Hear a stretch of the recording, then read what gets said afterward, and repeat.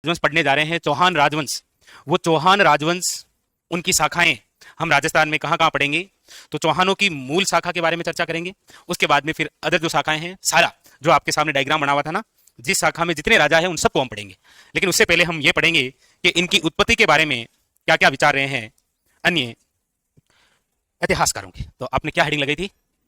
चौहानों की उत्पत्ति। चलिए, चौहानों की उत्पत्ति हेडिंग डाल दीजिए और बोर्ड की तरफ देखिए। चौहानों की उत्पत्ति के बारे में बोर्ड की तरफ देखिएगा। चौहानों की उत्पत्ति, चौहानों की उत्पत्ति के बारे में पहला कंसेप्ट बोर्ड की तरफ देखिएगा कि चौहानों की जो उत्पत्ति हुई है वो किससे मानी गई है। तो इसके बारे में जो पहला मत है वो है आपके अग्निकुंड मत। वैसे हम काफी सारी बातें पढ़ेंगे, जैसे चौहानों की उत्पत्ति के बारे में सबसे पहले अग्निकुंड मत पढ़ेंगे। उसके बाद में ऐसे कौन से इतिहासकार हुए हैं जिन्होंने चौहानों की जो उत्पत्ति है वो विदेशी जाति से मानी है। फिर हम ये भी पढ़ेंगे कि ऐसे कौन से शासक हुए हैं जिन्होंने चौहानों की जो उत्पत्ति है वो आपके ब्राह्मण से मानी है। उसके बाद में फिर हम ये भी पढ़ेंगे कि चौहानों की जो उत्पत्ति है वो आपके चंद्रवंशी है, ये किसने बताया। हम ये भी पढ़ेंगे कि चौहानों की जो उत्पत्ति है वो इंद्र से हुई है, इंद्र के वंशज इंद्रवंशी, ये किसने बताया है वो भी पढ़ेंगे। हम ये भी पढ़ेंगे कि चौहानों की जो उत्पत्ति है वो सूर्य से, तो सूर्यवंशी किसने बताया है। ये इतनी सारी बातें हम पढ़ेंगे कि चौहानों की जो उत्पत्ति है वो सूर्यवंशी, इंद्रवंशी, चंद्रवंशी, ब्राह्मण है, विदेशी है। सबसे पहले किसे है? अग्निकुंड मत। क्या है ये वो देखिए। सबसे पहले तो ये जानकारी जिस ग्रंथ में है उस ग्रंथ का नाम है पृथ्वीराज रासो।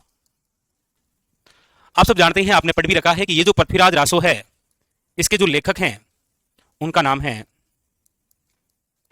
चंद्रबरदाई या चंद्रबरदाई, आप सुनते हैं। ये जो चंद्रबरदाई है ये किसका दरबारी था? तो हम आगे पढ़ेंगे कि अजमेर के अंतिम चौहान शासक कौन? पृथ्वीराज तृतीय, उनके ये दरबारी हुआ करते थे। लेकिन पृथ्वीराज रासो को पूर्ण जिसने किया था उसका नाम है जलहन, और ये जो जलहन साहब हैं ये इन्हीं के क्या हैं? पुत्र हैं। चौहानों की जो उत्पत्ति है वो अग्निकुंड मत जानकारी पृथ्वीराज रासो में क्या मिलती है? जानकारी ये मिलती है कि एक यज्ञ किया गया था जिसका नाम है अग्निकुंड यज्ञ। इस मत में और पृथ्वीराज रासो में यह उल्लेखित है कि एक यज्ञ है जिसका नाम है अग्निकुंड यज्ञ। इसका आयोजन, इसका जो आयोजन है वो किया गया था गुरु वशिष्ठ द्वारा। ऐसा कहते हैं कि पृथ्वी पर जब राक्षसों का प्रभाव ज्यादा हुआ, यानी कि ब्राह्मण लोग जब यज्ञ किया करते तो राक्षस ऊपर से आते, लेग पीस लटका देते, ऊपर से कोई जानवर फेंक देते, या फिर वो वहां आते, जैसे ब्राह्मण लोग बैठे हैं यज्ञ करें और वो पास में खड़े होकर आज तो है पानी पानी, मतलब शराब की बोतल लेकर डांस करते। तो मतलब परेशान कर दिया था उन्होंने। इसीलिए हाँ ऐसा ही था। आप पुरानी में देखेंगे तो वो राक्षस देख, लुक देखा राक्षसों का, बड़े बड़े हिंगड़े दांत बारे पूरा, तो वो उस हिसाब से तो ब्राह्मण क्या हो गए थे? परेशान हो गए थे। इसीलिए गुरु वशिष्ठ ने एक यज्ञ का आयोजन किया था जिसका नाम क्या है? अग्निकुंड यज्ञ। और इसका जो आयोजन है वो कहां हुआ था? आबू पर्वत पर, आबू पर्वत शिरोई। यहां पर जब यह यज्ञ किया गया तो इस यज्ञ से 4 वीरों की उत्पत्ति हुई थी, जिनमें सबसे पहले जो थे वो थे प्रतिहार, प्रतिहार के बाद में परमार, परमार के बाद में चालुक्य, और चालुक्य ही सोलंकी कहलाते हैं। और उसके बाद में कौन आए? चौहान, जो कि सबसे शक्तिशाली थे। और हमें यहां तक ही आना था। ये चौहानों की जो उत्पत्ति पढ़ रहे हैं वो किस मत के अनुसार है? अग्निकुंड मत के अनुसार, जो कि जानकारी किसमें मिलती है? पृथ्वीराज। ये जो लिखा है इसमें कोई बड़ी बात है नहीं, ये आज से 5 साल पहले सभी एग्जाम में पूछ रखा है। क्वेश्चन पूछेगा ये नया, कौन सा? चौहानों की उत्पत्ति अग्निकुंड यज्ञ से मानी गई है, निम्न में से इसका समर्थन करने वाले इतिहासकार कौन थे? आजकल जो क्वेश्चन पूछने का ट्रेंड है वो ये है, जैसे हरावल सेना में कौन कौन थे। नहीं पूछ नहीं रहा, वैसे बताना नहीं मुझे, मैं तो ऐसे कह रहा हूं, मतलब ऐसा है तरीका, और इच्छा है तो थैंक गॉड। हरावल सेना, प्रताप की बताओगे? बता 4-5 नाम फेंक दो फटाफट। हाँ यस, बस ना, भीम सिंह डोडिया, यस हाँ, ठीक है, कुल मिला के अगला जुगाड़ तो कर ले, एग्जाम हॉल में ही जुगाड़ हुए क्या, हाँ तार का यार। ठीक है। हाँ तो क्वेश्चन कैसे आता है आजकल, अब बोर्ड पर ध्यान दीजिएगा, दो प्रकार के। एक तो आता है कि इस मत का समर्थन करने वाले कौन थे, और एक क्वेश्चन आजकल और आने लगा है कि इस मत को निराधार किसने बताया, कि नहीं नहीं आते ही फेंकी है कोई है भाई। जैसे आप गांव बैठे दो आदमी बातें करे कि मैं एक बार इराक गया, और इराक में अलग ही लेवल है, जन बोला रहा हूँ इराक गेट चुके कि लेवल को नहीं ले चला हुआ है अभी तो। तो ऐसे कौन से इतिहासकार थे जिन्होंने समर्थन किया था इस मत का, तो याद रखिएगा दो इतिहासकारों के नाम। समर्थन करने वाले दो इतिहासकार थे, जिनमें एक का नाम है सूर्यमल मिश्रण। सूर्यमल मिश्रण ने इस बात का समर्थन किया कि नहीं ऐसा ही हुआ है, और इसी बात का समर्थन किया है मुणोत नैणसी ने, याद रखिएगा। लेकिन इस मत को बिल्कुल निराधार जो है वो किसने बताया है, तो याद रखिएगा doctor Dasharath Sharma, doctor GH Ojha. इन्होंने कहा ऐसा कुछ नहीं हुआ है, ठंडा ही बात तो मन था आज, क्योंकि डॉक्टर दशरथ शर्मा ये बताएंगे कि चौहान जो है वो ब्राह्मण है, और डॉक्टर ओझा ये बताएंगे कि चौहान जो है वो क्या है, सूर्यवंशी है। इसीलिए इन्होंने अपनी बात को सिद्ध करने के लिए इस बात का क्या किया है, खंडन उतारी। ये पहला है चौहानों की उत्पत्ति के बारे में अग्निकुंड मत, यानी कि चौहान जो है इनकी उत्पत्ति कैसे हुई है।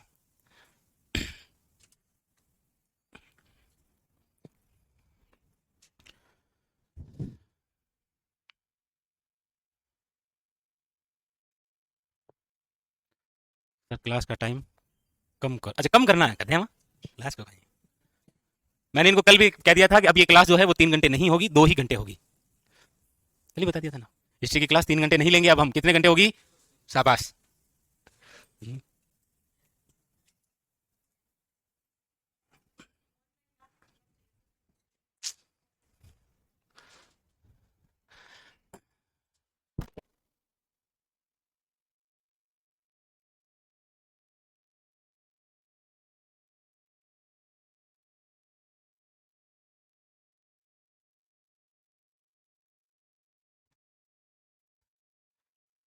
लिख लिया सबने, तो इससे कई बार क्वेश्चन आ रखा है। अग्निकुंड मत से जानकारी कहां से मिलती है ये पूछा गया है, इस ग्रंथ के लेखक पूछे गए हैं, पूर्ण किसने किया ये पूछा गया है, गुरु का नाम क्या है।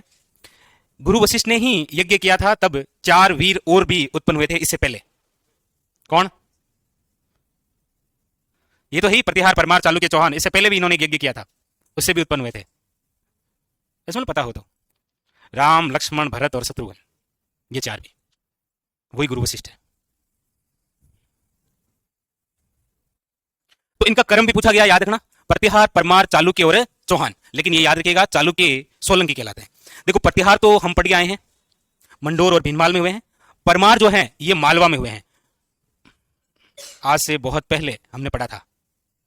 मेवाड़ के एक राजा थे जिनका नाम था शक्ति कुमार, शक्ति कुमार पर आक्रमण किया था मुंज परमार, ये परमार, भोज परमार, त्रिभुवन नारायण मंदिर बनाया था। तो परमार तो कहां हुए, मालवा। चालुक्य कहां चले गए थे,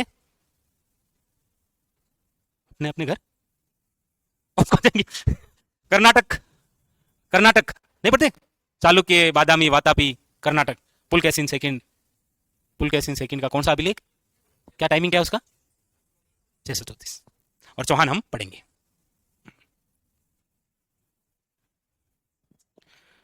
चले आगे, नेक्स्ट। चौहानों की उत्पत्ति के बारे में दूसरा मत क्या है, ये याद भी हो गया होगा, हाँ याद तो होगा, लेकिन वो बड़ी तो थोड़ा गड़बड़ी है, क्योंकि 4 नाम है ना, जगह 2 तो जाए ऊपर, नहीं नहीं ऐसा तो नहीं हो, उसमें से एक यहाँ आएगा एक उधर जाएगा, नहीं ऐसा नहीं जोड़ना है, वो ऐसे ही पूछेगा, चारों ऑप्शन में देगा कूट के आधार पर। किसने समर्थन किया, सूर्यमल मिश्रण, मुनोत नैणसी, डॉक्टर दशरथ शर्मा और डॉक्टर ओझा, ठीक है। तो जिनके नाम के आगे डॉक्टर है ना, वो नहीं माने, उन्होंने गलत बताया इसको। ये कोई ट्रिक नहीं है, आप जब खुद पढ़ते हो ना एक ही बिंदु को 5 बार, तो दिमाग अपने आप बना लेता है, दिमाग कहता है तो रुक जा, तूने बहुत मेहनत की है, मुझे 5 बार पढ़ा है, इसके बदले में ये ले रिटर्न गिफ्ट, ऐसे याद कर ले, ये माइंड खुद बोलता है जी। वो मतलब जैसे भी आप देखें, ठीक है। अगला, नेक्स्ट, विदेशी जाति। चौहानों की जो उत्पत्ति है वो विदेशी जाति से हुई है, ये मानने वाले 3 विदेशी हैं, बस याद रह जाएगा। और पहला नाम तो पता ही है आपको, दूसरा नाम है डॉक्टर स्मिथ, और तीसरा नाम है विलियम कुर्क। यहां पर क्वेश्चन आएगा किसने विदेशी नहीं बताया है, याद रखना, लिखो बस और कुछ नहीं।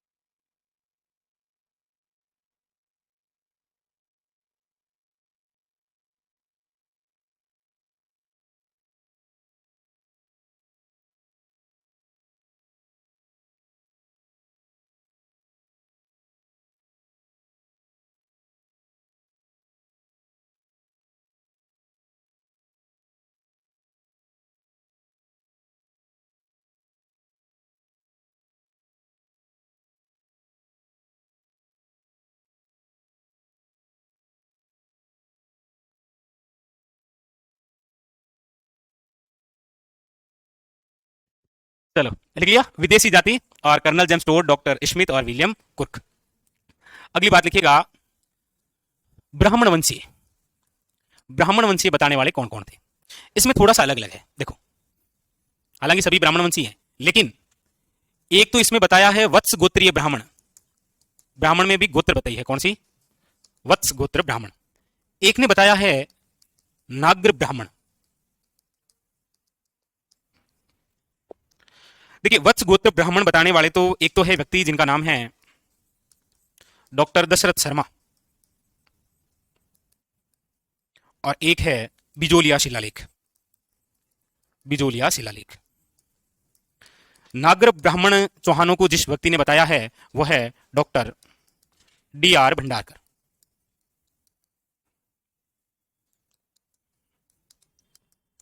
Doctor DR. भंडारकर। स्पेशली पूछा जाए कि नागर ब्राह्मण किसने बताया या फिर वत्स गोत्रीय ब्राह्मण किसने बताया तो ये, वरना ब्राह्मण वंशी बताने वाले कौन थे? ये तीनों ही। ठीक है, उतारो।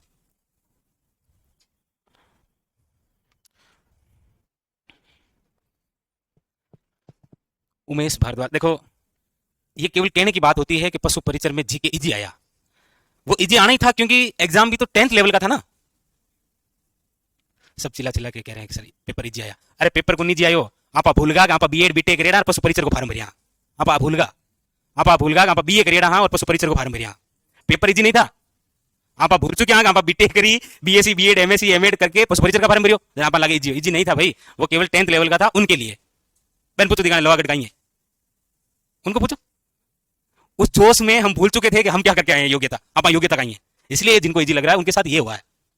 बाकी जगह गांव में 10वीं पास कर 12वीं पास कर छोड़ी नहीं, बहन पुत्र दिखानी इजी हो भाई। देखे कहीं आया कोई के कौन कहने का ड्यूटी क्यों मैं ये लेना पसंद करूंगा, उनको पूछो। और जो 10वीं पास है ना वही सही करके आए हैं कि नील गाय जो है वो किसकी प्रजाति है? वो हिरण की।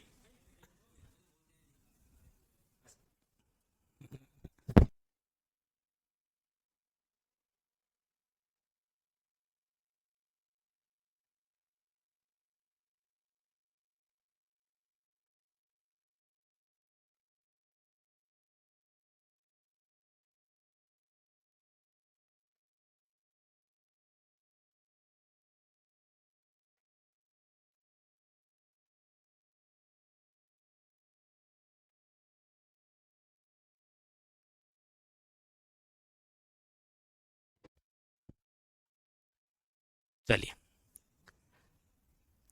ठीक है, आगे चलें। देखो थान को बात बुरो नहीं मानो ना, मैं कोई कह दूं नहीं बुरो नहीं मानो सर, मतलब कहीं बीएड ग्रेड में फार्मिंग बना। मैं ये नहीं कह रहा हूँ, मतलब मैं वो तुलना कर रहा हूँ कि जिनको इजी लग रहा है ना वो भूल गए गलती से कि मैं क्या करके आया हूँ। भाई अब कको लिखने कहते हैं थांगा तो इजी है, हालांकि यहाँ मन लागे थांगा इजी है, बाकी केवल ज्ञान नहीं लिखे था पड़े ना वही कर्म। रिट जैसे एग्जामों में वो 3 से कर्म से पूछे जाते हैं, से है ना। रिट एग्जाम में वो तीनों से कर्म से पूछे गए थे। मैं आपसे भी पूछ लेता हूँ। 3 से है ना।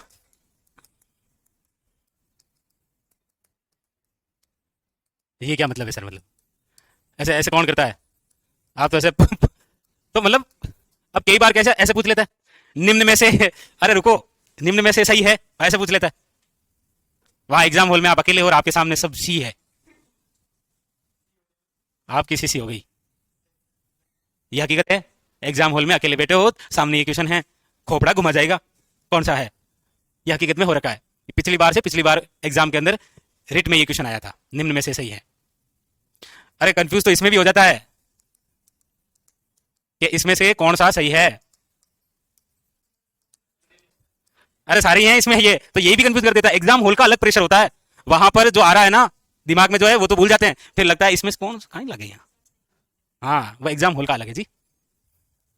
कहीं इच्छा है कहीं छोड़ो, मुझे मुझे इच्छा नहीं, मुझे अच्छा नहीं लगा किसी से गलती से गलती हो गई तो। हालांकि आप तो सही बताएंगे लेकिन किसी से हो गई तो। चलिए नेक्स्ट अपने यहाँ आ जाइए। अपने यहाँ पर क्वेश्चन आएगा चौहानों की उत्पत्ति के बारे में। सूर्यवंशी किसने बताया है, इंद्रवंशी किसने बताया है, चंद्रवंशी किसने बताया है? देखिए, चंद्रवंशी किसने बताया है तो याद रखिएगा एक अभिलेख है जिसका नाम है हंसी अभिलेख, और एक लिखिएगा अचलेश्वर अभिलेख या शिलालेख। इनके अंदर तो चौहान जो है वो क्या है, चंद्रवंशी। इंद्रवंशी किसमें बताया गया है तो यह है रायपाल का सेवाड़ी अभिलेख। और सूर्यवंशी, सूर्यवंशी बताया गया है, एक तो लिख लो ये नाम, डॉक्टर GH ओझा। एक पृथ्वीराज विजय, इनकी रचना है पृथ्वीराज विजय, जयानक की, इसकी है जयानक की। एक हमीर महाकाव्य, हमीर महाकाव्य किसकी रचना है? नयन चंद्र सूरी की।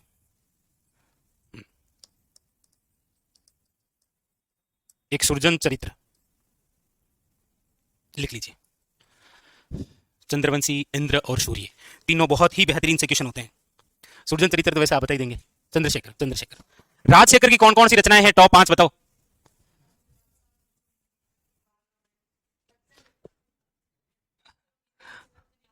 किताब किताब उठाना। अरे अरे अरे बैठिए आप।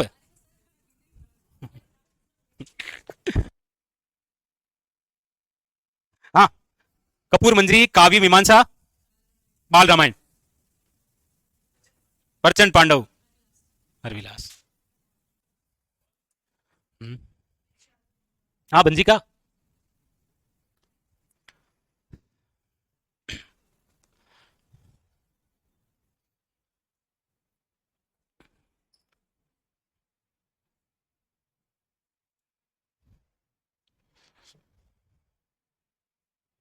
सबके सही है, ऑनलाइन वालों के सबके सही है।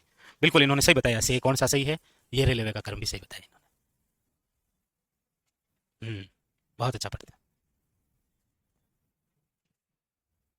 आगे चलें। तो एक बार थोड़ा सा देख लो इनकी उत्पत्ति के बारे में। ऐसे क्वेश्चन आते हैं जो कंफ्यूज कर देते हैं। पढ़ के जाते हैं चंद्रवंशी, वहां पूछता है इंद्रवंशी। ध्यान रखना है। रायपाल का शेवाड़ी, शेवाड़ी कहां पर है? पाली में। क्वेश्चन आता है शेवाड़ी से बहुत प्रसिद्ध, शेवाड़ी का जैन मंदिर निम्न में से कौन सी शैली में बना हुआ है? भूमित शैली में। भूमि शैली किसकी उपशैली है? नागर शैली की। सभी लिख लिया ना? चलिए आगे। तो ये हो गई है चौहानों की उत्पत्ति के बारे में खास खास बातें। अग्निकुंड मत याद रखना है, विदेशी जाति याद रखनी है, ब्राह्मणवंशी याद रखने हैं, और 3 ये सूर्य, चंद्र और इंद्र। ठीक है। अब आप हेडिंग डालिए चौहानों का मूल स्थान।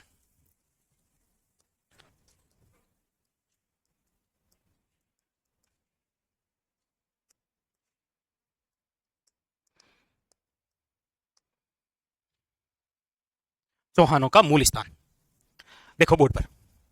चौहानों के मूल स्थान के बारे में क्या क्या बताया गया है? चौहानों के मूल स्थान के बारे में एक तो स्थान बताया गया है सांभर, सांभर जो कि वर्तमान जयपुर ग्रामीण में आता है। चौहानों का मूल स्थान जो है वो कौन सा बताया गया है? सांभर। चौहानों का मूल स्थान बताया गया है अनंत प्रदेश। राजस्थान का कौन सा क्षेत्र अनंत प्रदेश के नाम से जाना जाता है? शिखर। ये एक और बेहतरीन क्वेश्चन, ये आया था 2015 के पेपर में, पटवार या फिर LDC एग्जाम के अंदर। और चौहानों का मूल स्थान पुष्कर और पुष्कर अजमेर। चौहानों के ये जो मूल स्थान बताए गए हैं अलग अलग शिलालेख और अलग अलग इतिहासकारों ने बताया। जैसे बिजोलिया जो शिलालेख है वो ये बताता है कि चौहानों का जो मूल स्थान है वो कौन सा रहा है? सांबर। जबकि हर्षनाथ शिलालेख ये बता रहा है कि चौहानों की जो उत्पत्ति है वो कौन से प्रदेश से है? अनंत प्रदेश से। ये किसको? शेखावटी जो है आप देखेंगे कि ये पूरा बीड़ का क्षेत्र है। एक शब्द होता है बीहड़, एक शब्द होता है बीड़। आप आज भी देखेंगे कि जब फॉरेस्ट की जो रिपोर्ट आती है उसके अंदर लिख रखा होता है, और कई बार पुराने एग्जामों में भी क्वेश्चन आप देखेंगे ये आता है, अनंत गोचर निम्न में से कौन सा क्षेत्र है? शिखर। एक तो बीहड़ है, एक बीड़। बीड़ क्या होता है? बस बीड़। गांव में बीड़ो क्या है कि 2 बीघा बीड़ो रखेड़ो है, पशु चारा का, वो क्या है? बीड़। और बीहड़ क्या है?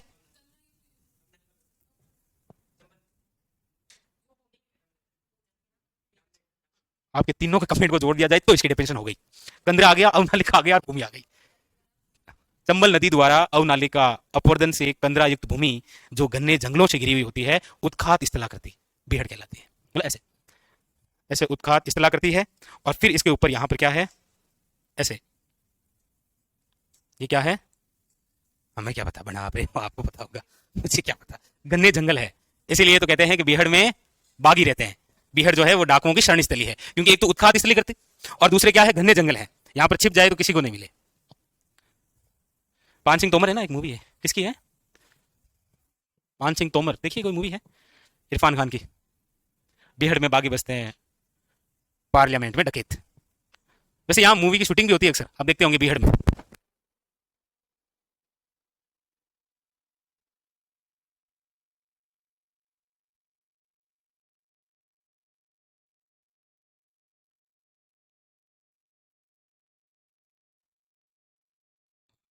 तो अशनाथ शिलालेख के अंदर क्या बताया गया है, अब यहां पर लिखना, ये सीकर जो है ये किसी और अन्य एग्जाम में भी आपके काम आ जाएगा। ऐसे क्वेश्चन आ जाता है कभी, अनंत गोचर किसे कहा जाता है, शिकर क्षेत्र को, ठीक है। उसका अजमेर ये किसने बताया है, ये बताया है हमीर महाकाव्य ने। हमीर महाकाव्य वे सुरजन चरित्र, सुरजन चरित्र के इस बार तो आपको लेखक लिखा ही देता हूं मैं, कौन है, चंद्रशेखर।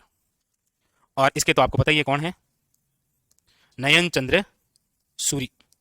तो चौहानों का जो मूल स्थान है वो अलग अलग शिलालेख और अलग अलग इतिहासकारों ने अपने हिसाब से अलग अलग बताया है, लेकिन हम जो पढ़ेंगे कि चौहानों का जो मूल स्थान है वो कौन सा है, ये बिजोलिया शिलालेख बात ठीक कह रहा है, क्योंकि बिजोलिया जो शिलालेख है ये लिखा भी गया कब है, 1170 के अंदर। और बिजोलिया शिलालेख निम्न में से किस वंश के बारे में जानकारी देता है, चौहान। जैसे घटियाला शिलालेख किस वंश के बारे में जानकारी देता है, गुर्जर प्रतिहार। घटियाला शिलालेख का समय क्या है, 8 कौन से राजा के समय, मतलब कल थाको टेस्ट लेनी पड़ी, इस सवाल ने साबित कर दिया कि आप टेस्ट के लिए तैयार हैं आप। चलो लिख लिया, चौहानों का मूल स्थान लिख लिया, चलिए।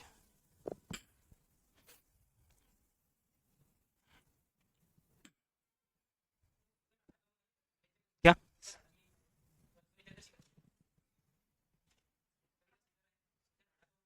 हाँ ये, हाँ बिल्कुल,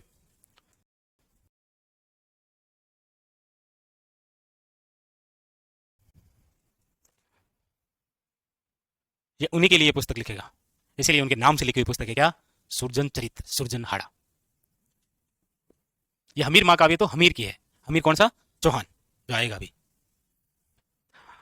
आगे बढ़े, अब चौहानों के बारे में कुछ और अन्य तथ्य भी हैं, तो लिखिएगा अन्य तथ्य, चौहानों से संबंधित अन्य तथ्य, ऐसे हेडिंग डालो, ये तो लिख लिया ना। चलिए,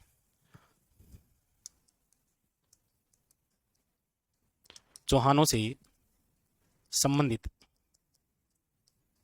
अन्य तथ्य,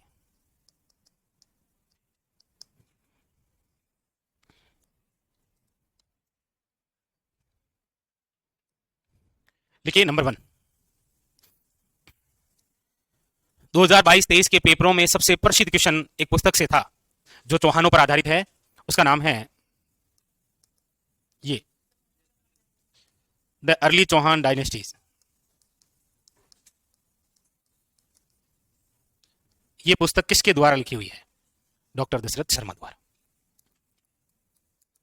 इस पुस्तक में दशरथ शर्मा ये कहते हैं कि मैंने पूरे जीवन में बहुत सारे वंश पढ़े, लेकिन ये एकमात्र ऐसा वंश है जिसका बहुत जल्दी,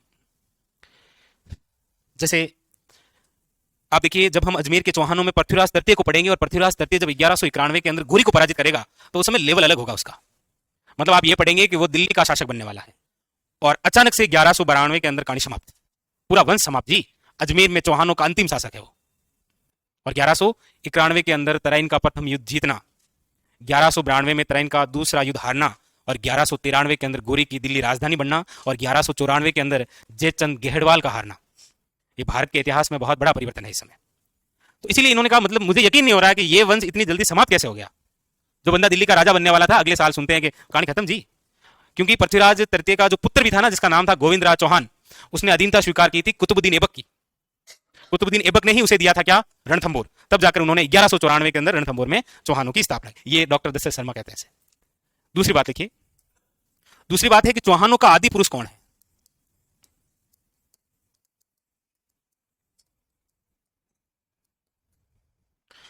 तो वो एक व्यक्ति है जिसका नाम है चाहमान। चाहमान नाम का एक व्यक्ति था, इसी के वंश से चौहान कहलाए थे। लेकिन एक व्यक्ति जिनका नाम है डॉक्टर रामकरण आशोपा, डॉक्टर रामकरण आशोपा ये कहते हैं कि सांबर के चौं ओर, चौं ओर का मतलब होता है चारों ओर, सांबर के चौ ओर रहने वाले व्यक्ति चौहान कहलाए। ओके बात हम की होनी, अग्निकुंड की होनी हेडो आ सांबर है, इनके चौं ओर रहने वाले कहीं कहलाया चौहान। बस वैसा एक लाइन लिख के फ्री कर दिया आपको। सांबर के चहुं ओर यानी कि चारों ओर रहने वाले चौहान कहलाए, चौहान कहलाए। नंबर 4, चौहानों की प्रारंभिक जो राजधानी है वो रही है कौन सी? जांगल प्रदेश। जांगल प्रदेश जो कि वर्तमान में बीकानेर कहलाता है। चौहानों की प्रारंभिक राजधानी रही है जांगल प्रदेश। जांगल प्रदेश की स्वयं राजधानी रही है आई छतरपुर, नागौर। इसीलिए आप पढ़ते हैं कि नागौर का जो किला है आई छतरपुर दुर्ग, वो जिसने बनाया था वो सोमेश्वर का प्रधानमंत्री था जिसका नाम था केमास। हाँ, या कदमवास पढ़ते हैं आपसे। तो जांगल प्रदेश की जो राजधानी है वो क्या है? आई छतरपुर। और आई छतरपुर नागौर। लेकिन यहां कंफ्यूज नहीं होना है आपको, चौहानों की राजधानी कौन सी है? जांगल प्रदेश है। जांगल प्रदेश की राजधानी कौन सी थी? आई छतरपुर।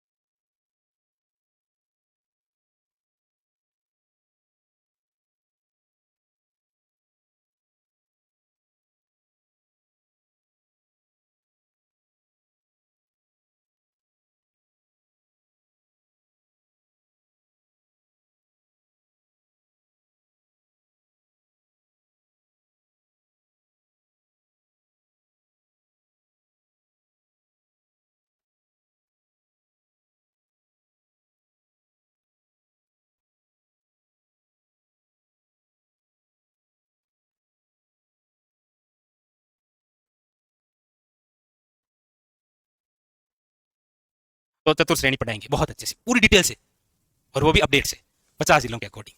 क्योंकि भर्ती भी तो आएगी किसके अकॉर्डिंग आएगी? 50 जिलों के अकॉर्डिंग।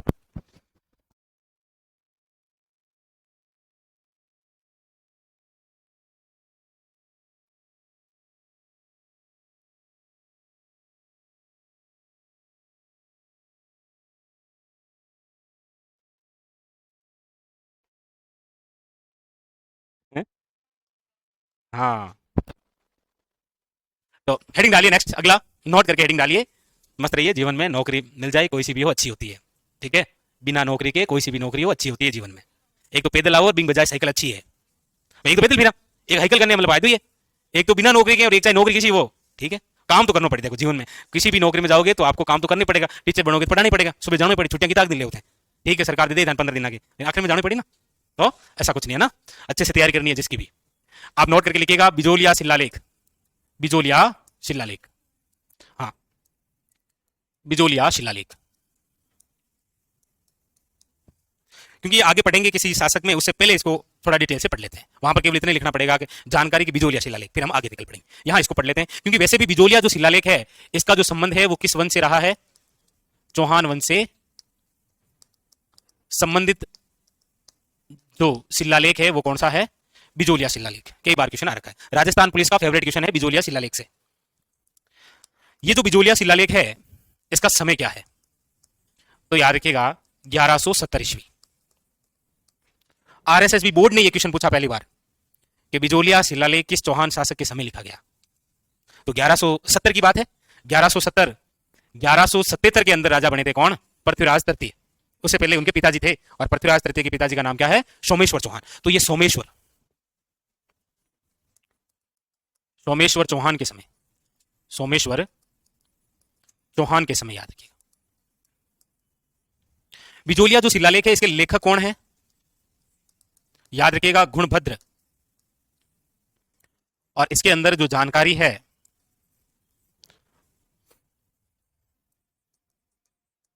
चौहानों का उल्लेख, इसके अलावा याद रखिएगा इसके अंदर जो उल्लेख है वो है राजस्थान के प्राचीन नगर व शहरों के प्राचीन नाम। राजस्थान के नगरों के प्राचीन नाम। राजस्थान के ऐसे बहुत सारे नगर जिनके प्राचीन नाम का जो उल्लेख है वो इसी में है, जैसे मंडोर, मांडव्यपुर, जैसे नाडोल, नड्डल, जैसे बयाना, शिरपंत, जालोर, जाबालीपुर, भीनमाल, श्रीमाल। ये जो बयाना श्रीपंत है, लेकिन डॉक्टर दशरथ शर्मा के अनुसार बयाना का प्राचीन नाम क्या है? उत्तर।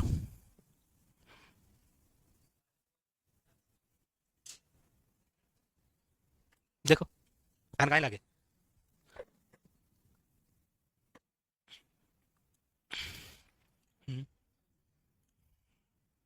भादानक क्या है? भादानक।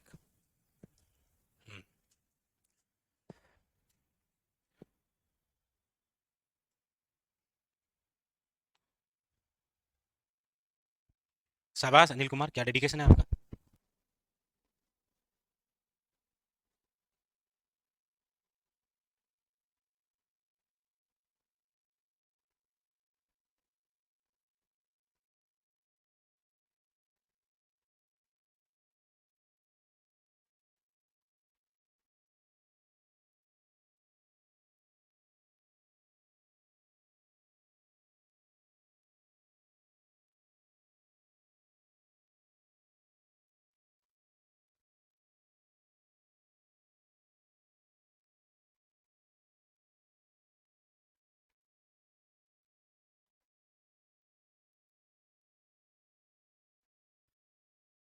हाँ वो अभी लिखेंगे, सपाल दक्ष वाला लिखेंगे, आपको लिखाएंगे, ठीक है। चले आगे। अब आप हेडिंग डाल दीजिए। अब हम चौहानों को पढ़ेंगे डिटेल से। अब पढ़ेंगे डिटेल से। तो अब तक क्या चल रहा था? अब डिटेल का मतलब अब हम एक एक शाखा को पकड़ेंगे और उनको पूरी डिटेल से पढ़ेंगे। हेडिंग डालिए। सबसे पहले ये तो सबने लिख लिया ना। देखो ये नाम जो है ना, ये कभी पूछा नहीं गया ना, याद रखना। वैसे ये पूछा नहीं गया, पूछ भी लेगा ना तो 90% सही करके आएंगे बिना पढ़े भी। नाडोल का प्राचीन नाम क्या है?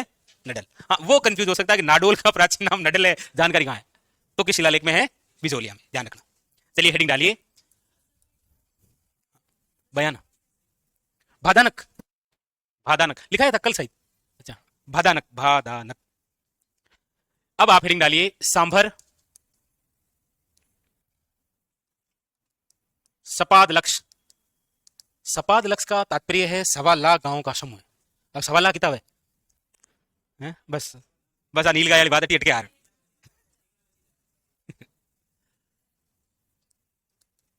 1.25 लाख गांवों का समूह। आंकड़ा लिखेंगे तो अच्छा नहीं लगेगा। और ऑब्लिक करके लिखिएगा साकम्बरी के चौहान। तो ये चौहानों का जो मूल स्थान है, हम पढ़ने जा रहे हैं सांबर, सपाद लक्ष्य या फिर शाकंभरी के चौहान। इसके अंदर आप हेडिंग डाल दीजिए नंबर 1 शासक, जिनका नाम है वासुदेव चौहान।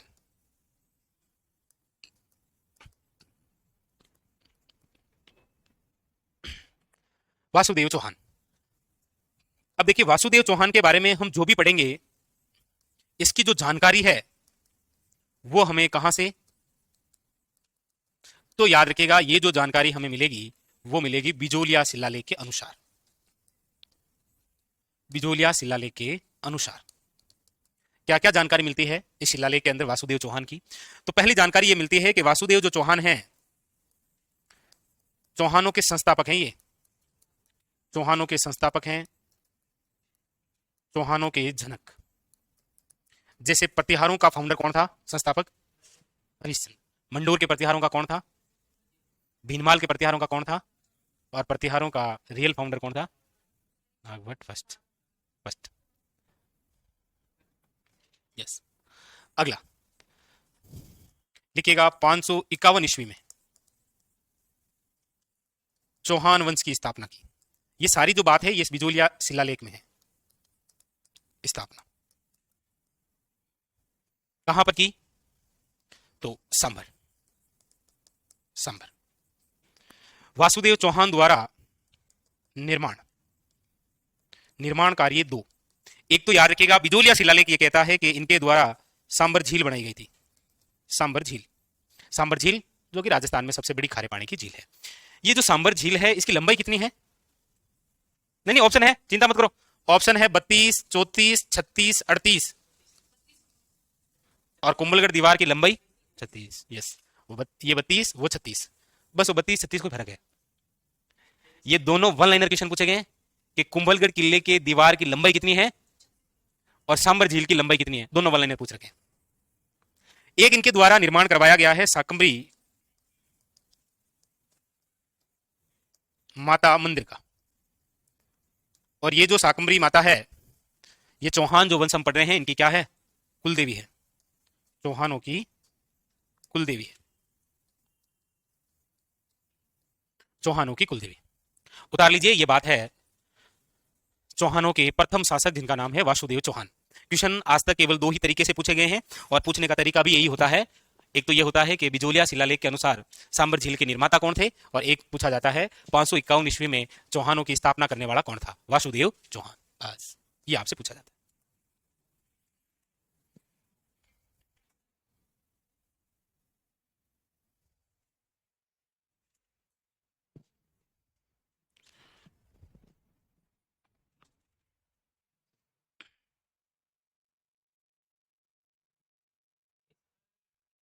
इसकी हाँ। अच्छा, शिप्रा तो ये शिप्रा नदी किनारे तो बना है ये दुर्गादास राठौड़ का स्मारक भी तो। आप आते हैं हम सबकी धड़कनें बढ़ जाती है। अब कहीं करो कहीं वे लोग हैं मां को। हाँ? नहीं नहीं, हाल तो हम घणी टाइम पड़ी हाल तो ये कहीं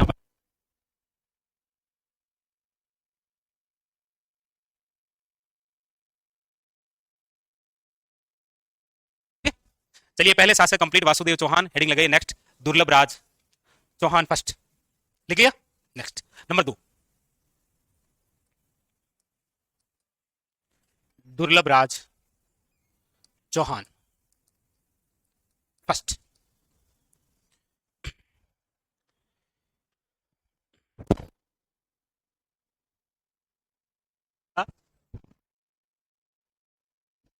दुर्लभ राज चौहान कैसे? देखो, दुर्लभ राज जो चौहान है ना ये वत्सराज का सामंत था।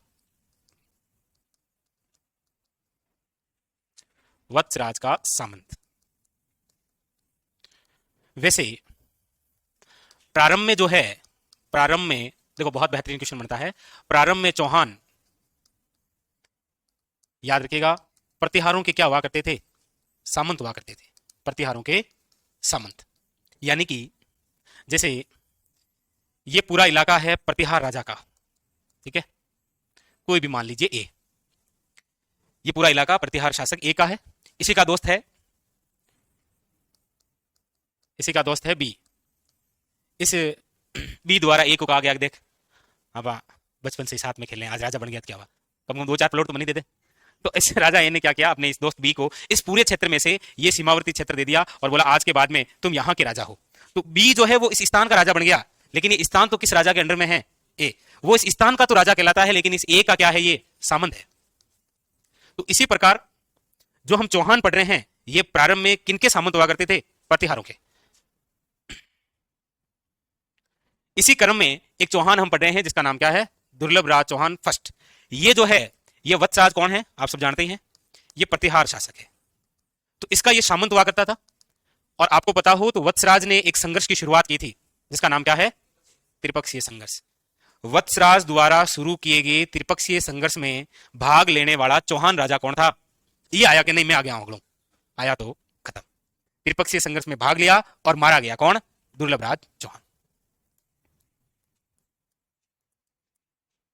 त्रिपक्षीय संघर्ष में भाग लिया वे मारे गए। उतारिए।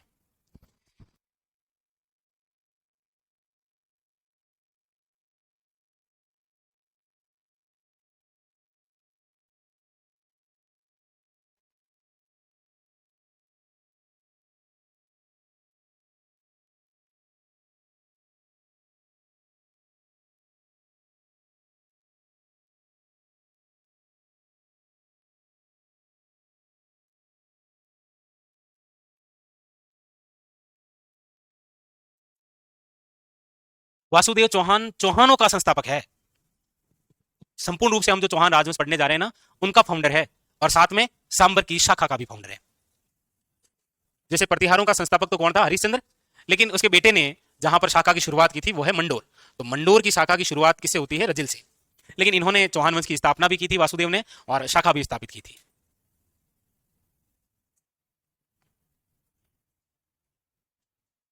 लिख लिया? चलिए।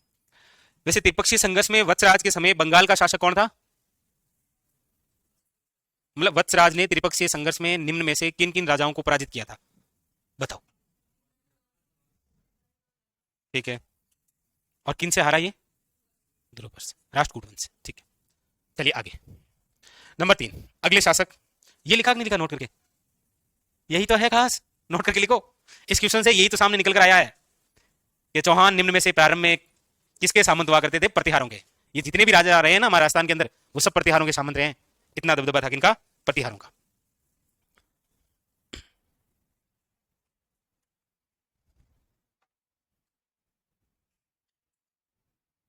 ये नोट करके बिंदु लिख लिया ना? चलिए आगे। नंबर 3 हेडिंग डालिए।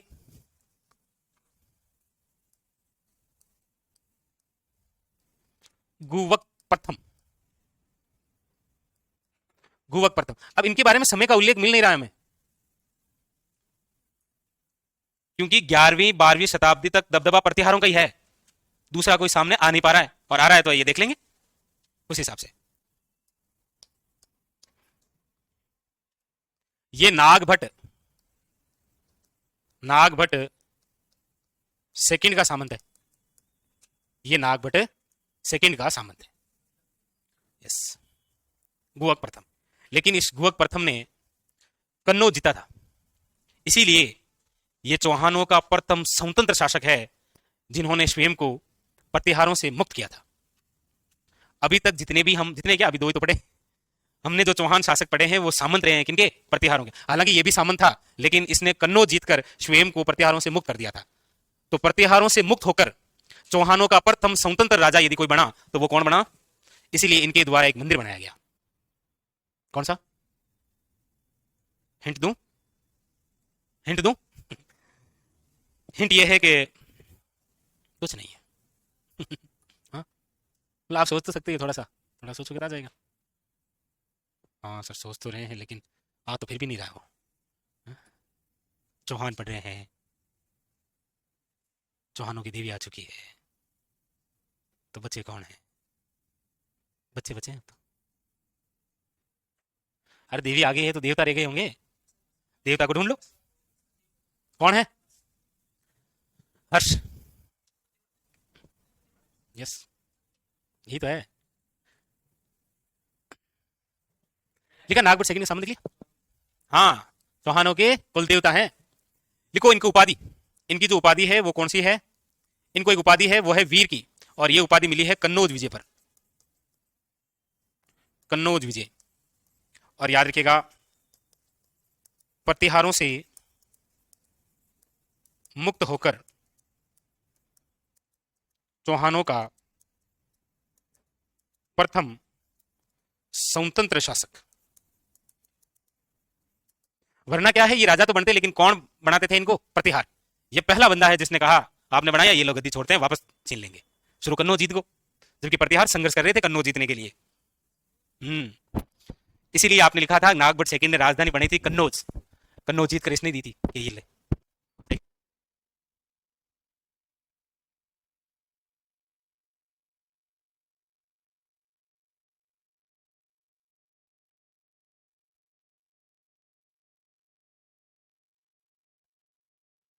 चौहानों की अलग अलग क्षेत्रों के अंदर हम फिर वो अलग अलग हिसाब से कुलदेवी लिखेंगे।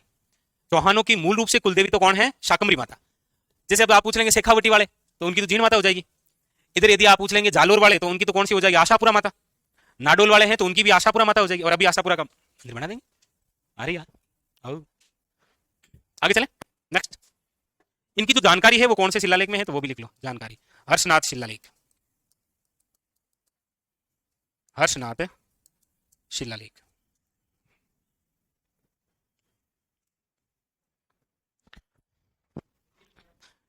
निर्माण, हर्षनाथ मंदिर कहां पर? शिकर। चौहानों के कुलदेवता, चौहानों के कुलदेवता। एक क्वेश्चन, मतलब एनसीईआरटी की बुक में वो लाइन गलती से लिखी हुई है, पूछी कभी नहीं गई है लेकिन पूछा जाएगा। आपने देखा होगा इस पशु परिचर में देवियों से क्वेश्चन कुछ अलग तरीके के थे। कौन सी देवी किसका अवतार है? एक क्वेश्चन इसी हर्षनाथ के मंदिर में उसमें लिखा हुआ है कि हर्षनाथ का मंदिर गोवक प्रथम चौहान के समय बना, इसमें निम्न में से किसकी प्रतिमा है? वो नाम लिखा हुआ है, किसकी प्रतिमा है? आप ऐसे को बताना चाहे तो। हर्षनाथ मंदिर में निम्न में से किसकी प्रतिमा है? अब ये मत कीजिए हर्षनाथ की।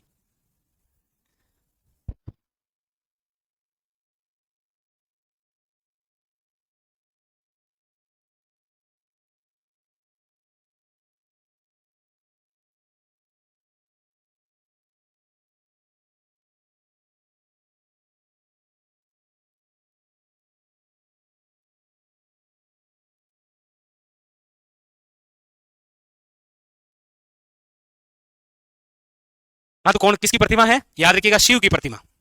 ये अच्छा क्वेश्चन है, जो नहीं पूछा है पूछ लेगा, याद रखिएगा। हर्षनाथ के मंदिर में किसकी प्रतिमा है? शिव जी की। शिव जी की प्रतिमा। क्या क्या क्या बता दी थी जीन माता की? कैसे नहीं बता? आप आए नहीं होंगे उस दिन।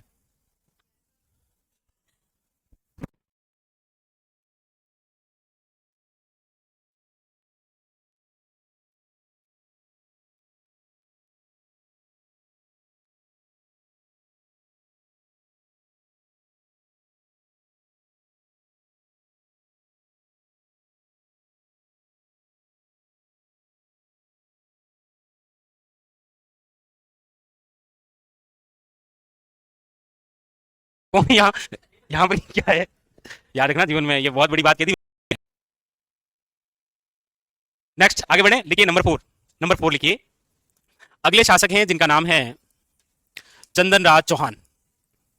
चंदन राज चौहान, चंदन राज चौहान। अच्छा मेरे घर से 5 किलोमीटर है सर, चलो फिर तो आपको दो चार पता और भी है। चंदन राज चौहान, चंदन राज चौहान के बारे में लिखिए। ये सांबर के चौहानों का वह शासक रहा है जिसने दिल्ली पर आक्रमण किया।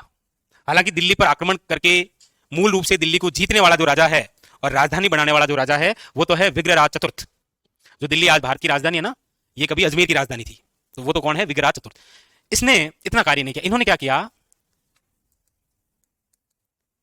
दिल्ली पर आक्रमण किया, ठीक है।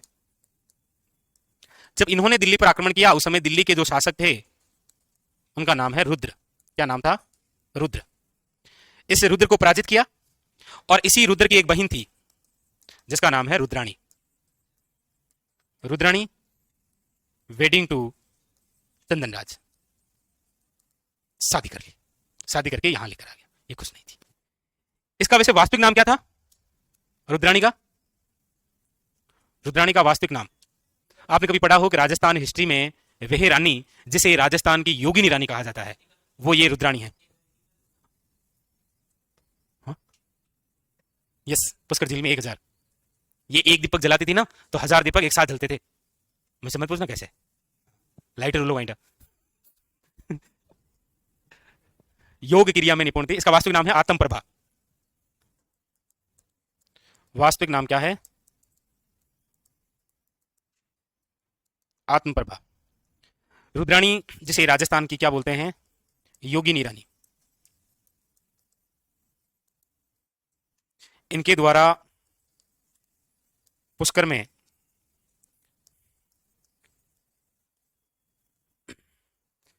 पुष्कर में एक तो याद रखिएगा शिवलिंग स्थापित करवाया था,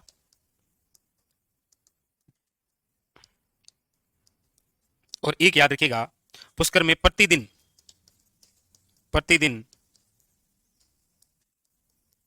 1000 दीपक जलाकर जलाकर प्रज्वलित किया करती थी, मतलब दीपक जलाकर दान करती थी, दीपदान जिसे बोलते हैं, दीपदान। वैसे भी हमारे राजस्थान में 3 झील है जो दीपदान के लिए फेमस है। कौन सी? एक तो आपके सामने लिखी हुई है पुष्कर, एक कोलायत, और एक चंद्रभागा, जो कि कहां पर है?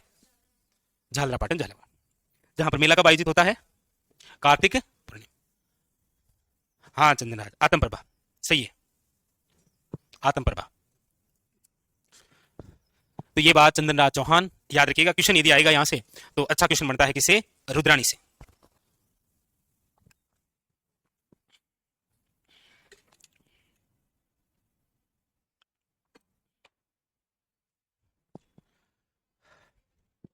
कौन सी? बूंदी, बूंदी, अजमेर माना सागर, बूंदी, फूलसागर कानपुर, बूंदी।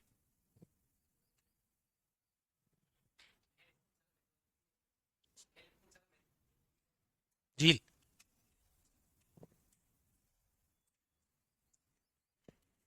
शाबाश, ऑनलाइन वालों को पता है, शाबाश, क्या बात है, बहुत होशियार रहे हैं आप, ध्यान रखो। किसका? ऑनलाइन वालों का नहीं, पढ़ाई का। आगे बढ़े। चंद्रराज चौहान के बाद में इनके जो पुत्र हैं वो शासक बनते हैं जिनका नाम है वागपति राज।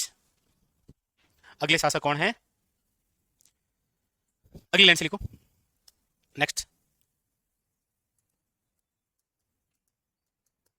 वागपति राज चौहान।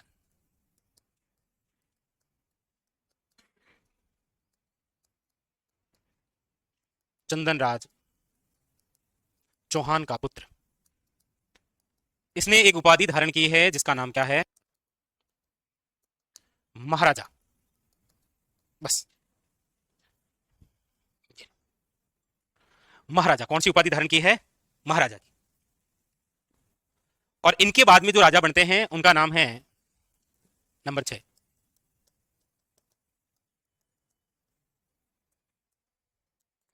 और इन्होंने जो उपाधि धारण की है वो है आपके महाराजा अधिराज की।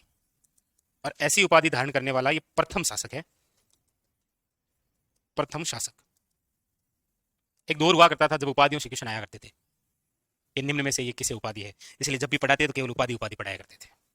लेकिन आज एक दौर है, इनको उपाधियों को छोड़िए, क्वेश्चन आता है अन्य प्रकार से भी। अभी एक उपाधि थी वीर की, वीर की उपाधि किसे मिली? अरे ऊपर देखो, ऊपर ऐसे, वीर, ठीक है, क्यों? मनोज जी, अरे शाबाश सर, इतना हो रहा था बंदा ना मेरा ना।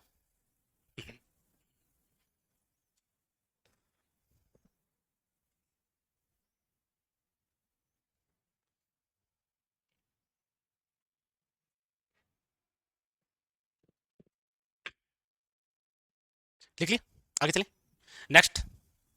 अगले जो शासक हैं उनका नाम है विग्रहराज द्वितीय।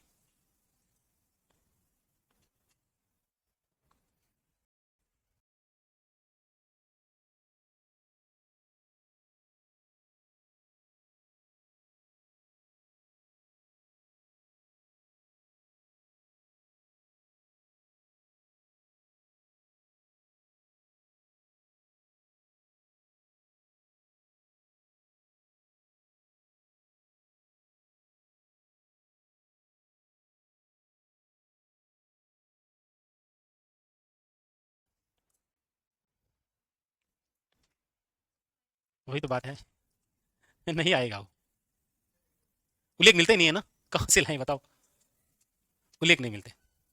विग्रहराज द्वितीय। वैसे प्रसिद्ध आप जिसे पढ़ते हैं वो कौन सा है? चतुर्थ। इसकी जो जानकारी है वो जिस शिलालेख में मिलती है वो कौन सा है? हर्षनाथ शिलालेख।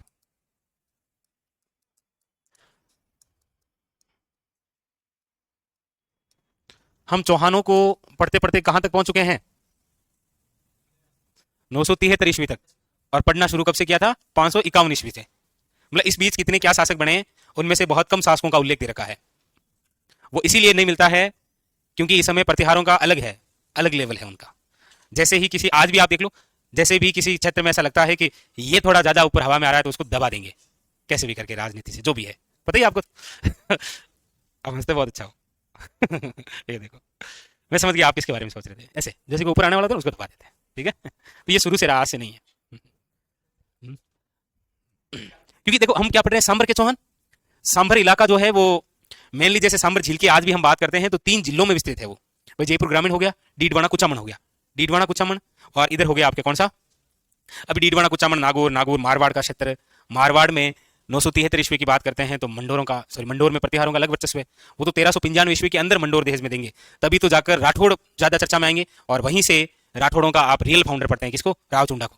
बाकी राठौड़ों का संस्थापक तो कौन है, रावशिया, वो बात। इसलिए हम यहाँ पर राजाओं को इतने, लेकिन इनकी खास बात है, इन्होंने किनके मध्य दुश्मनी शुरू की है, चौहान चालुक्यों के मध्य संघर्ष। इनके समय शुरू हुआ संघर्ष, ये बहुत लंबा चलेगा। विरासत में केवल पिता की जमीन नहीं मिलती है, जो पिताजी के दुश्मन थे ना वो अपने आप आपको मिलेंगे विरासत में। इसलिए आप अपने जीवन में दोस्त बनाए कि नहीं बनाए वो दूसरी बात है, लेकिन दुश्मन कभी किसी को नहीं बनाए। वो बदला आपसे नहीं तो आपके पीढ़ियों से ले लेता। ये हम आगे पढ़ेंगे जब पृथ्वीराज चौहान तृतीय पढ़ेंगे, उस समय भी उनके सामने चालुक्य ही होंगे। तो चौहान चालुक्यों के मध्य संघर्ष शुरू कर दिया, इसकी वजह से कैसे किया, वो ऐसे कि चौहानों में शासक तो कौन है, ये,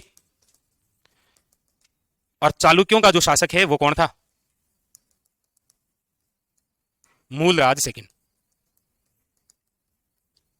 विग्रहराज सेकंड ने मूलराज को पराजित किया, और इसी मूलराज को पराजित करने के साथ इस संघर्ष में कौन पराजित हुआ, मूलराज। मूलराज पराजित हुआ, विग्रहराज सेकंड ने क्या किया कि इसी मूलराज को भड़ोंच ले गया अपने साथ, वहां जाकर इसको कैद किया। इसीलिए दुश्मनी जो है वो ज्यादा ठोक दी होती, 4-5 बचे दे दिए, चलो छोड़ा पकड़, 6 महीने आती लगातार सुबह शाम जिम करे 2 टाइम, आदमी हालत खराब है ना। तो कहां ले गया, भड़ोंच। भड़ोंच कहां है, गुजरात में। यहां लेकर इसी विग्रहराज सेकंड द्वारा निर्माण करवाया गया किसका, आशापुरा माता मंदिर का। आशापुरा माता मंदिर, ये आशापुरा माता मंदिर यही बना हुआ है मूल रूप से भड़ोंच, जो कि कहां पर है, गुजरात। याद रखिएगा, वेरी वेरी इंपॉर्टेंट, ठीक है। तो याद रखिएगा विग्रह सेकंड और सामने मूलराज फर्स्ट, सेकंड नहीं, सेकंड तो ये है, सेकंड तो कौन है, विग्रहराज सेकंड, ये मूलराज प्रथम है। तो मूलराज प्रथम को पराजित किया और कहां लेकर गया, भड़ोंच। भड़ोंच कहां है, गुजरात। एक प्रोग्राम आता है, कभी आप देखते हो तो, तारक मेहता का उल्टा चश्मा देखते हैं आप कभी, उसमें वो दया भाभी कहती है ना ए माता जी कभी आशापुरा माता जाएंगे, ये वही मंदिर है जो कहां पर बना हुआ है, भड़ोंच मूल रूप से। वैसे हमारे राजस्थान के अंदर भी बने हुए हैं, कहां कहां बने हुए हैं आशापुरा माता के, नहीं पता नहीं, टेंशन नहीं लेना। कौन सी, हाँ जालोर में तो ही, क्योंकि जालोर के सोनग्रा चौहानों की कुलदेवी है कौन, आशापुरा माता। हाँ तो सर जोर खावत खाई माँ बता दिए, गाने लगे, इच्छा होता है ऐसे में, नहीं आ रहा कोई, जैसलमेर में बना हो, अब देख ले सकता हूँ।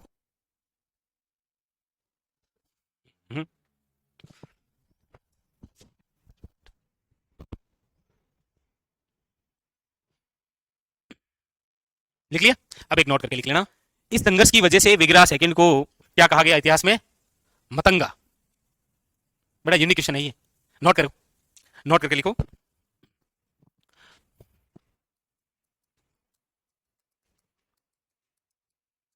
विग्रहराज सेकंड को मतंगा कहा गया।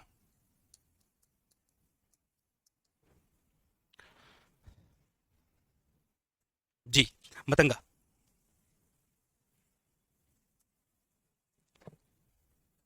ठीक है अनिल कुमार, बिल्कुल लिख लिया।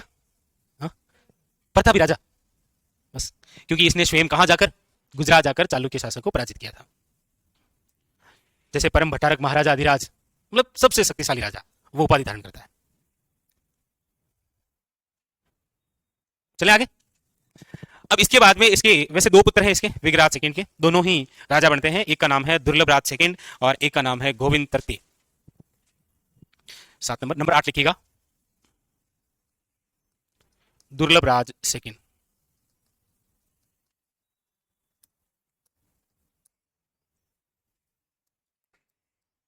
विग्रहराज सेकंड का पुत्र। इससे संबंधित यदि क्वेश्चन है तो वो एक उपाधि है, कौन सी?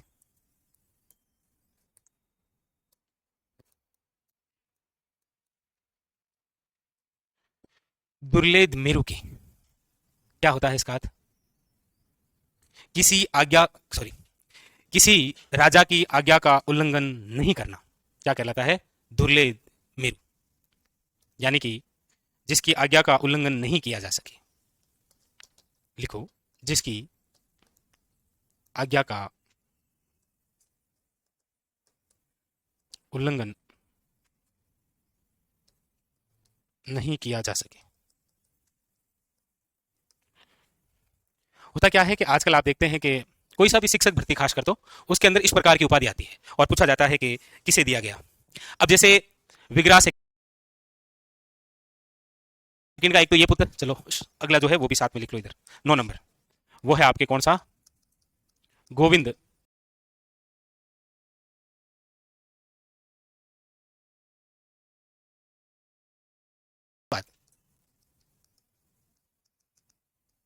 विग्रहराज सेकंड का पुत्र। इसे भी एक उपाधि है और इसे जो उपाधि है वो है आपके वरिधर भट्ट की। ये उपाधियां आपको शिक्षक भर्तियों के अंदर दिखाई हो या फिर ये सब वन लाइनर क्वेश्चन। और वरिधर भट्ट का अर्थ होता है शत्रु का संहारक, यानी कि शत्रु का नाश करने वाला। तो दोनों ही भाइयों की उपाधियों से क्वेश्चन आएगा, और तो क्या बन सकता है, और कोई विशेष क्वेश्चन नहीं है।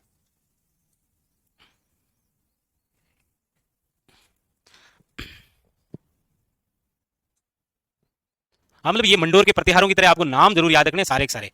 जैसे मंडोर के प्रतिहारों के नाम याद है क्या आपको? कुछ कुछ बताना चाहेंगे तो आप ऐसे में चाहे तो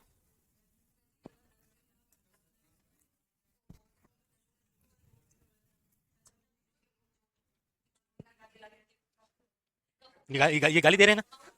इनको लग रहा है ये गाली दे रहे हैं कि सर ये आपके साथ गलत हो रहा है तो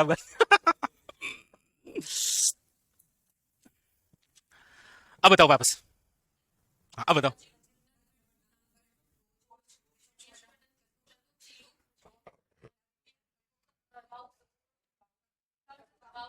हाँ, बाउल ठीक है, बाउल ठीक है। अच्छा, बाउक। बाउक प्रशस्ति कब की है? 815 में भी तो कुछ ही है। कौन सा भी लेंगे? बुचकला भी लेंगे। आगे चले। गोविंद थर्ड के बाद में गोविंद थर्ड का पुत्र जिसका नाम है वागपति राज सेकंड, अगला राजा, नंबर 10।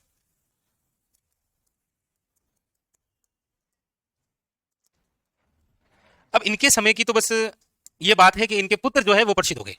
तो पुत्र प्रसिद्ध हो गए तो पिता अपने आप ही हो गए। ये गोविंद, ये स्वयं तो गोविंद तृतीय का पुत्र है। और वागपति राज सेकंड का जो पुत्र है उसका नाम है लक्ष्मण। और ये वही लक्ष्मण है जिसने 960 ईस्वी में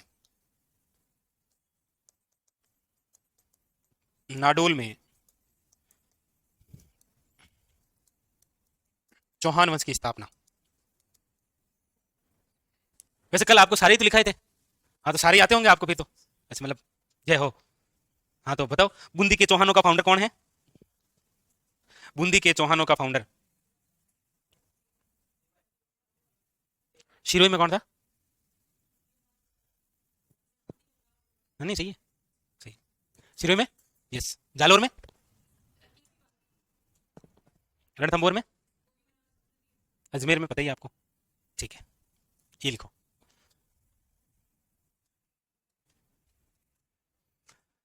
अब देखो इसके बाद में वागपति राज सेकंड के बाद में अगला जो शासक बनता है वो है दुर्लभ राज थर्ड। दुर्लभ राज थर्ड के बाद में अगला राजा बनता है विग्रह राज थर्ड। विग्रह राज थर्ड का पुत्र होता है पृथ्वी फर्स्ट। पृथ्वी फर्स्ट का पुत्र है अजय राज चौहान और स्थापना होगी अजमेर की। अब हम चल पड़ेंगे सांबर से कहाँ, अजमेर क्यों, हाँ नागौर क्यों, ना ना नाडोला। लिख लिया। लिखिएगा नेक्स्ट नंबर 11।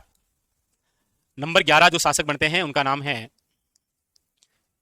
दुर्लभ राज थर्ड। इनके बाद में अगले जो शासक बनते हैं वो है विग्रहराज थर्ड। बस नाम नाम। नंबर 13 बनेंगे कौन, पृथ्वीराज फर्स्ट।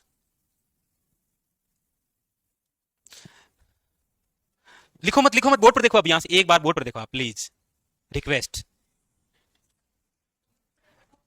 ना ना बोर्ड पर देखो केवल, देखो दुर्लभ राज, विग्रहराज थर्ड, ये थर्ड, और इसका पुत्र कौन, पृथ्वीराज फर्स्ट। आप देखेंगे कि 22-23 के पेपरों के अंदर यहां से क्वेश्चन आए हैं। यहां से 4 राजाओं के नाम दिए और आपको पूछेगा दिए गए राजाओं का सही क्रम बताओ। पृथ्वीराज फर्स्ट, पृथ्वीराज फर्स्ट का जो पुत्र होगा उसका नाम है अजयराज। अजयराज के बाद में अजयराज का पुत्र है जिसका नाम है अरुणराज। अरुणराज के बाद में अरुणराज का पुत्र बनेगा जिसका नाम है जगदेव। ये कहेगा पापा मतलब कहीं चिचुड़ी था क्या बेटा, 1 साल और कर लियो तो क्या, ठीक है पापा, सुबह खुशखबरी है। मतलब यही तो है जो अपने पिता की हत्या कर देता है, पितृहंता। इसीलिए अरुणराज का एक और पुत्र है जो राजा बनेगा, उसका नाम है विग्रहराज चतुर्थ। कौन है, कौन, ये नहीं नहीं बन गया, ये राजाओं का क्रम बता रहा हूं, ये बन गया, ये बना, लो घंटा पड़ गई, नहीं नहीं हटो। विग्रह चतुर्थ, विग्रह चतुर्थ के बाद में अगला जो राजा बनेगा वो है अपार गंगे या अपर गंगे। अपर गंगे के बाद में अगला जो राजा बनेगा वो है पृथ्वीराज सेकंड। पृथ्वीराज सेकंड होगा निसंतान, इसीलिए एक बार फिर मौका मिलेगा अरुणराज के तीसरे पुत्र को, और ये बेटा है अपने ननिहाल। और नाने रह रहे हो तो क्या अब राजद बना, राजद बन गया दो भाई। फिर अचानक खोल जाता है गौरव लोग टावर लिया और राजा, हाँ ये अपने अरुणराज की एक पत्नी थी जिसका नाम था कांचन देवी। कांचन देवी का भाई था जिसका नाम था कुमारपाल। कुमारपाल ने अपने ही जीजा पर आक्रमण किया और पराजित करके, पराजित नहीं कर पाया था, इसीलिए गुस्से में अपनी बहन को साथ में लेकर चला गया कि अब गाय जीजा बहन ले जाऊं। तो बहन लेगो जो लेगो, भांजन हाथी लेगो, ओ भांजो है कौन जो सोमेश्वर। इस सोमेश्वर का विवाह होता है किससे, कर्पूरी देवी से। उससे जन्म लेता है कौन, पृथ्वीराज तृतीय, जो इनके बाद में राजा बनेंगे। ये अजमेर के चौहान क्या हो जाएंगे, समाप्त। आप देखेंगे इनमें से, जैसे यहां पर जहां कलर चेंज हुआ है ना, फिर ये अजमेर शुरू होगा। अजमेर के पहले राजा कौन है, अजयराज। दूसरे राजा कौन है, तीसरे राजा कौन है, चौथे राजा कौन है, पांचवें कौन है, छठे कौन है, सातवें कौन है, और आठवें कौन है, ये अंतिम शासक है। इनमें से 4 नाम देकर पूछता है दिए गए शासकों का सही क्रम बताइए। नहीं मतलब थान जब कहीं करना उतार लो, ये पूरा डायग्राम ही उतार लो, ठीक है। यहां क्वेश्चन लिख दूंगा मैं, अजमेर के चौहान, सांबर से ही तो बनते हैं ये अजमेर के चौहानों की शाखा। पृथ्वीराज फर्स्ट का पुत्र है ये, जिसका नाम क्या है, अजयराज चौहान। लिखिएगा।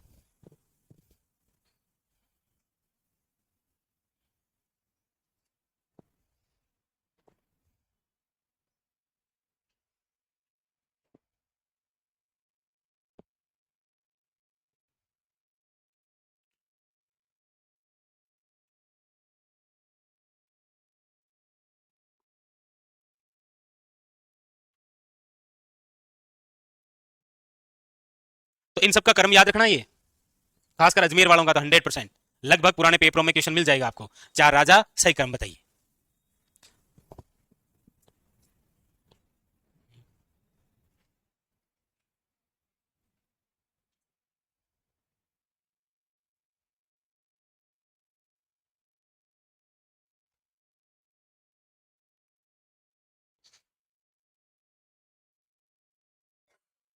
ठीक है प्रकाश, ठीक है, ये बना लिया। इसमें से हेडिंग डालनी है पृथ्वीराज फर्स्ट, पृथ्वीराज फर्स्ट।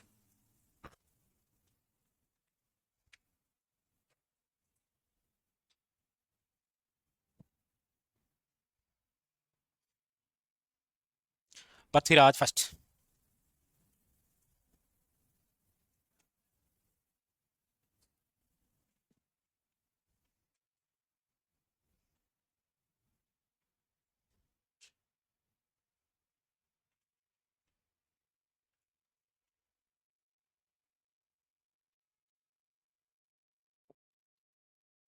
लिख लिया सभी ने?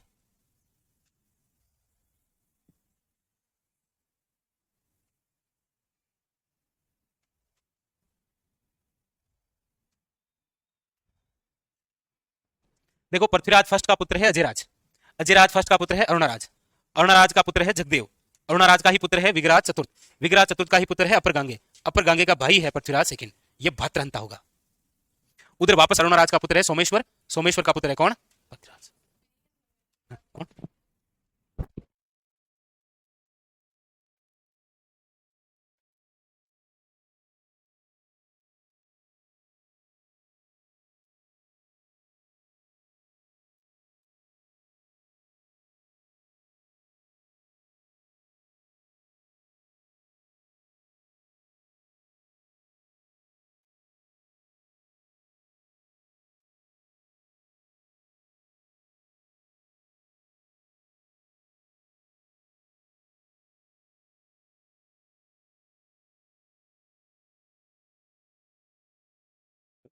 चलिए हेडिंग डालिए पृथ्वीराज फर्स्ट, ये पढ़ लेते हैं, उसके बाद में कल अजमेर के चौहानों की शुरुआत कर देंगे, ठीक है?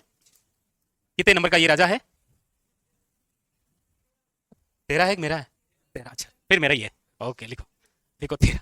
पृथ्वीराज फर्स्ट, पृथ्वीराज फर्स्ट के बारे में लिखिए। इनकी जो जानकारी है, इनकी जो जानकारी है वो मिलती है आपके जीण माता अभिलेख 1105 ईस्वी। हम लोग 1113 के बहुत नजदीक आ चुके हैं, अजमेर बचने वाला है। इनको कहा गया है तुर्क सेना का विजेता। किसके अंदर है ये? तो याद रखिएगा ये है प्रबंध कोश में, प्रबंध कोश का लेखक है राजशेखर, याद रखिएगा। पृथ्वीराज फर्स्ट द्वारा कौन सा कार्य किया गया? इनके द्वारा पृथ्वीपुर नगर बसाया गया था, पृथ्वीपुर नगर बसाया, और इसी पृथ्वीपुर नगर के जगह यानी कि इसके नाम बदलकर अजयराज क्या बसा देगा? अजमेर। अजमेर का ही प्राचीन नाम रहा है क्या? पृथ्वीपुर। और इनके द्वारा एक कार्य किया गया, पुष्कर में लूट मचाने वाले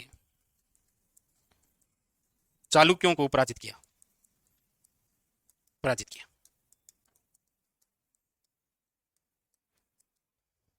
बस इसी का पुत्र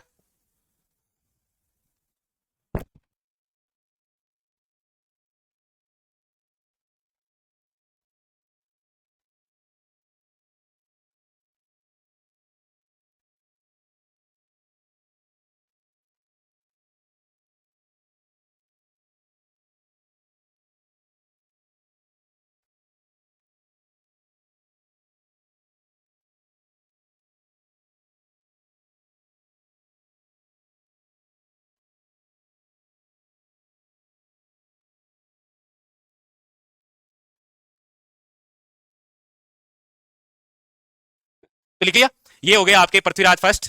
और पृथ्वीराज फर्स्ट की इतनी सी बात, इनके पुत्र जो है वजीराज अजमेर बसाएंगे 1113 के अंदर, यानी कि 12वीं शताब्दी, और 12वीं शताब्दी के अंदर अजमेर के चौहान। कल हम पढ़ेंगे अजमेर के चौहान।